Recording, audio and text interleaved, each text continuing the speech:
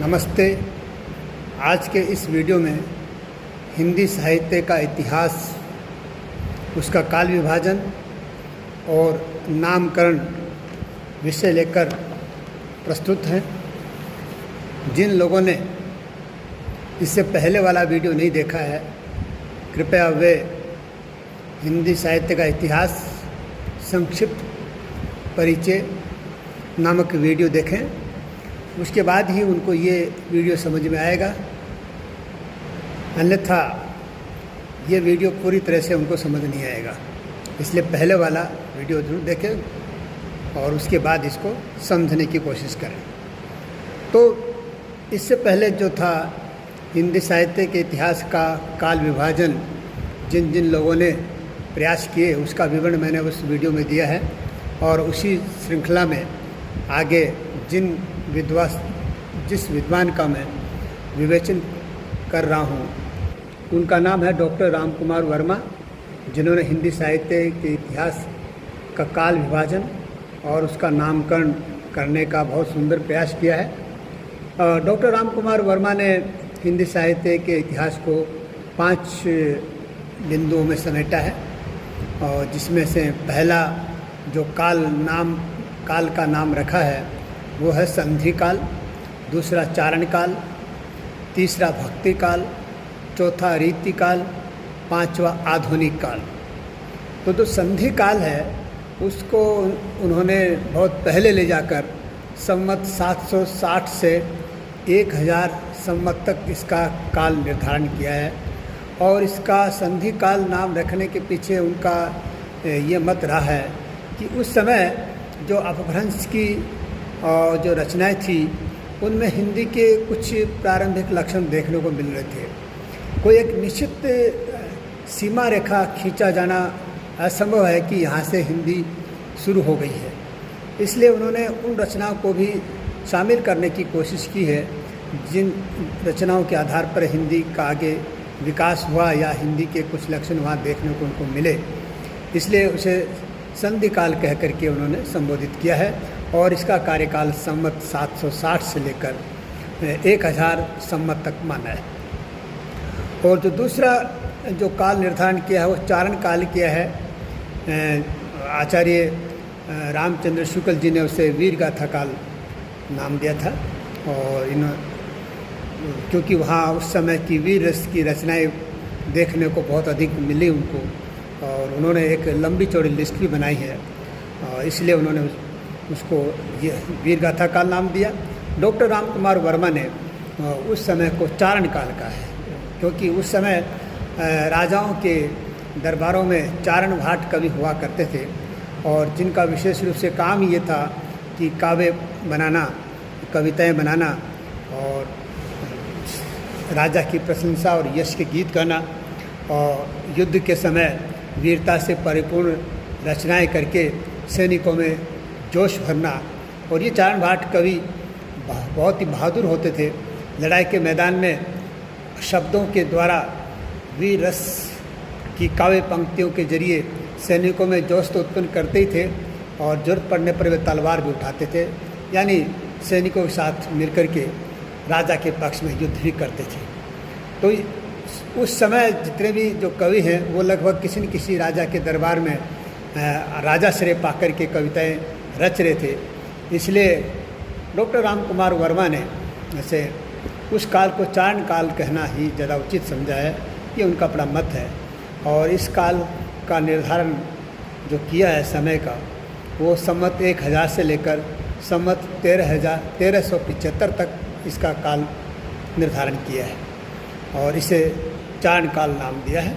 और इससे आगे जब प्रवृत्तियाँ बदली, स्थितियाँ बदली, भारतीय सामाजिक और साहित्यिक और ऐतिहासिक परिप्रेक्ष्य बदला, तो उस समय बहुत से संत भक्त कवि ऐसे हुए जो भारत के कोने कोने में लोगों को अपनी रचनाओं के जरिए उपदेश दे रहे थे।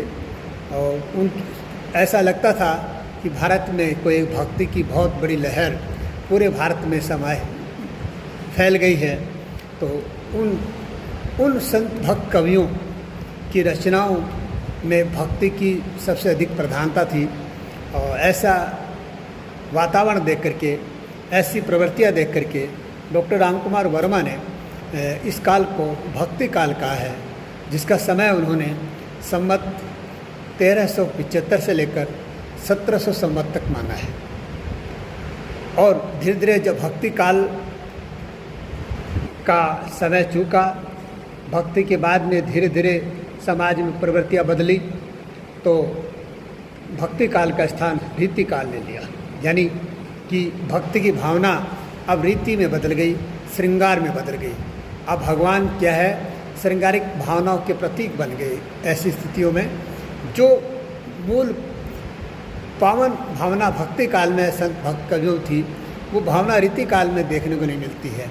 यहाँ अपने मन की जो वासनाएं हैं, उनको भक्ति का नाम देकर के कवि अलग अलग तरीके से रचना किया करते थे। क्योंकि इस काल में लक्षण ग्रंथों की खूब रचना देखने को मिलती है। लक्षण ग्रंथ वे ग्रंथ हैं जो संस्कृत के ग्रंथों के आधार पर, उनके लक्षणों के आधार पर हिंदी में रचनाएं की गई, उनको लक्षण ग्रंथ कहा गया है। तो इस तरह से उस संस्कृत की जो रीति है, उस रीति का इस काल में बहुत अधिक पालन देखने को मिला। तो कवि ने तो डॉक्टर रामकुमार वर्मा ने रीतियों की प्रधानता देख करके, लक्षण ग्रंथों की प्रधानता देख करके उसे रीति काल नाम दिया। और जिसका समय जो है उन्होंने संवत 1700 से लेकर संवत 1900 तक निर्धारण किया है। और रीति काल के बाद में जैसे जैसे स्वतंत्रता आंदोलन की लहर भारत में चली, 1857 की क्रांति के बाद भारत का परिदृश्य बदला, लोगों में आज़ादी के प्रति एक जुनून और जोश की भावना धीरे धीरे देखने को मिल रही थी। तो वहाँ कविता की दिशा बदली, ये वहाँ साहित्य की प्रवृत्ति बदली, और इसलिए उस काल को इन्होंने आधुनिक काल कहा है। और ये संवत 1900 से लेकर आज तक उसको माना है, इसका आगे का निर्धारण नहीं किया है। तो ये आप ये मान सकते हैं कि 1900 से लेकर जो आगे काल आया, उसको इन्होंने आधुनिक काल कह करके संबोधित किया है। इस तरह से डॉक्टर रामकुमार वर्मा ने हिंदी साहित्य के इतिहास को 5 भागों में वर्गीकृत किया है: संधि काल, चारण काल, भक्ति काल, रीति काल, आधुनिक काल। और इसके अगर इनके वर्ग विभाजन की हम समालोचना की जाए तो संधि काल जो नाम इन्होंने रखा है, इससे इसके आधार पर लोगों ने ये कहा है, विद्वानों ने, कि भाई हिंदी इन्होंने वो अपभ्रंश की रचनाएं अपने वर्गीकरण में शामिल करनी हैं, जो कि जिनका कि अपना एक अलग विशेषताएं हैं, उसे हिंदी में शामिल करना ठीक नहीं रहता है। ये बहुत पहले हिंदी के साहित्य के इतिहास को ले जाते हैं, और जिससे आचार्य रामचंद्र शुक्ल है, आगे और भी बहुत से विद्वानों ने इस संबंध में बहुत विश्लेषण किया। तो उन्होंने इसे उचित नहीं समझा कि हिंदी साहित्य का इतिहास इतना पीछे ले जाएंगे तो बहुत सी समस्याएं सामने आएंगी, बहुत सी रचनाओं की विसंगतियाँ सामने आएंगी। ऐसा इसलिए संधि काल कहा जाना थोड़ा ठीक नहीं प्रतीत होता। फिर संधि किस चीज़ की संधि, ये भी अपने आप में प्रश्न उठता है। चारण काल से लगता है कि सिर्फ चारण कवि ही उस समय हुआ करते थे और कोई किसी प्रकार की रचनाएं नहीं मिलती हैं, जबकि उस समय अनेक प्रकार के रचनाएं देखने को मिलती हैं। तो चारण काल भी एक तरह से उनका नाम पूरी तरह लोग सहमत नहीं है। हाँ, भक्ति काल और रीति काल जो इन्होंने नामकरण किया है, ये नामकरण तो स्वयं आचार्य रामचंद्र शुक्ल जी ने किया है। तो डॉक्टर रामकुमार ने ऐसा लगता है कि यहाँ आचार्य रामचंद्र शुक्ल जी के मत को ही एक तरह से स्वीकार किया है। और आधुनिक काल लगभग ज़्यादातर विद्वानों ने संवत 1900 के बाद के काल को आधुनिक काल कह करके ही संबोधित किया है। तो ऊपर के जो 2 वर्गीकरण हैं, ये कवि के अपने मौलिक कहे जा सकते हैं। नीचे के जो 3 वर्गीकरण हैं अंत के, वो एक तरह से लगता है डॉक्टर रामकुमार वर्मा ने पूर्ववत विद्वानों के द्वारा जो विचार दिए गए हैं उनको स्वीकार किया है। और इसके बाद में तीसरे नंबर पर आते हैं। इसके बाद में जिन्होंने हिंदी साहित्य के इतिहास पर बहुत अधिक काम किया है वो हैं डॉक्टर हजारी प्रसाद द्विवेदी। ये पहले वीडियो में मैंने बताया था कि डॉक्टर हजारी प्रसाद द्विवेदी ने ऐसे कवियों को, संत कवियों को महत्वपूर्ण स्थान दिया जिनको डॉक्टर आचार्य रामचंद्र शुक्ल जी ने फुटकर कवि और सामान्य कवि मान करके उनको एक अलग खाते में डाल दिया था। एक तरह से कह सकते हैं उनके ऊपर विशेष ध्यान नहीं दिया, और डॉक्टर हजारी प्रसाद द्विवेदी ने उन कवियों पर विशेष ध्यान दिया और कहा ये भी भक्ति काल में अपना महत्वपूर्ण स्थान रखते हैं। और एक एक चीज़ का हम विवेचन करते हैं। देखिए उन्होंने कैसे क्या विभाजन किया है। आचार्य हजारी प्रसाद द्विवेदी ने हिंदी साहित्य के इतिहास को 4 भागों में वर्गीकृत किया है। पहला जो है वो उन्होंने उस काल को आदिकाल कहा है, दूसरे काल को पूर्व मध्यकाल कहा है, तीसरे काल को उत्तर मध्यकाल का है, और चौथे और अंतिम काल को आधुनिक काल का है। आदिकाल का आरंभ संवत 1000 से लेकर 1400 तक माना है।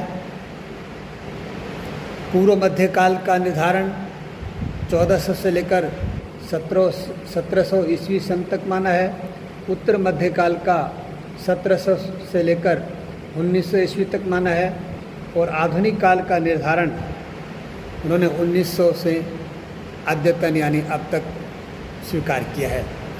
अगर पहला उनका नामकरण देखें आदिकाल, तो आदिकाल एक नाम अपने आप में एक भ्रामक शब्द प्रतीत होता है। आदिकाल किस चीज़ का? आदिकाल का नाम लेते ही ऐसा दिमाग में आता है कि मनुष्य की आदिम अवस्था, जब मनुष्य गुफाओं में रहा करता था, शिकार करता था। क्या उस समय की बात कभी कर रहे हैं? तो इसलिए यहाँ ये आदिकाल शब्द अपने आप में पूर्ण प्रतीत नहीं होता है। पूर्ण उस समय की जो रचनाएं हैं उनका पूरी तरह से ठीक से प्रतिनिधित्व नहीं कर पा रहा है। इसलिए डॉक्टर हजारी प्रसाद द्विवेदी ने इस बात का स्पष्टीकरण किया था कि इसे लेकर के भ्रांति हो सकती है, परंतु उन्होंने कहा कि मेरा मत ये है कि आदिकाल से मतलब ये है कि हिंदी की आरंभिक अवस्था है। हिंदी धीरे धीरे जब शुरू विकसित हो रही थी, तो उस काल की जो आरंभिक रचनाएं हैं जिनमें हिंदी के लक्षण दिखाई दे रहे हैं, उस समय को उन्होंने आदिकाल कहा है। अगर ये बात ध्यान में रख करके विश्लेषण किया जाए तो ये नाम ठीक प्रतीत होता है। दूसरा जो उन्होंने काल का नाम रखा है, मध्यकाल रखा है। मध्यकाल को इन्होंने पूर्व मध्यकाल, उत्तर मध्यकाल रखा है। तो पूर्व मध्यकाल 1400 से लेकर 1700 तक का माना है, वो जिसको आचार्य रामचंद्र शुक्ल जी ने भक्ति काल का नाम दिया था। इन्होंने इसे पूर्व मध्यकाल नाम दिया है।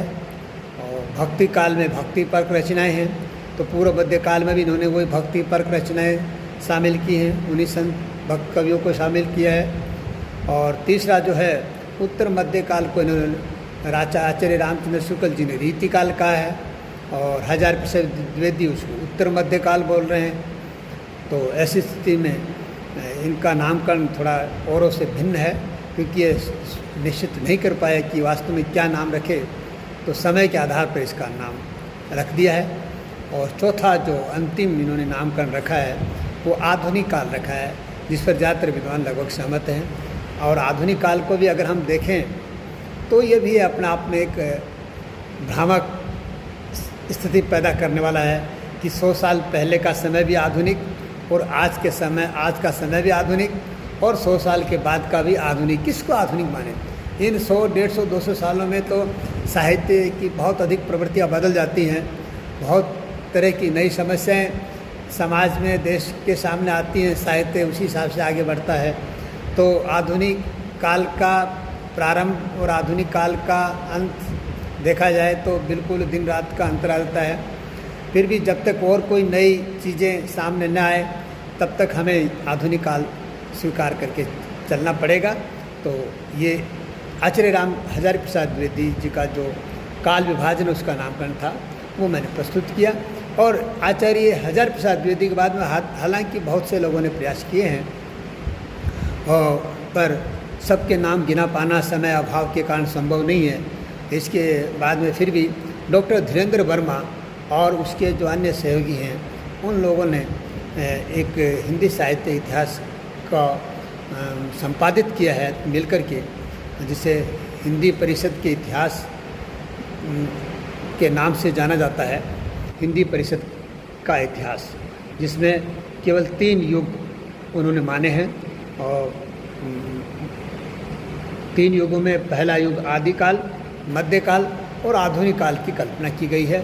और लगभग जो आचार्य हजारी प्रसाद द्विवेदी ने जो कल्पनाएं की हैं, जो मान्यताएं प्रस्तुत की हैं, डॉक्टर धीरेन्द्र वर्मा और अन्य जो सहयोगी हैं, कुल मिलाकर उन्होंने उन्हीं मान्यताओं को स्वीकार किया है।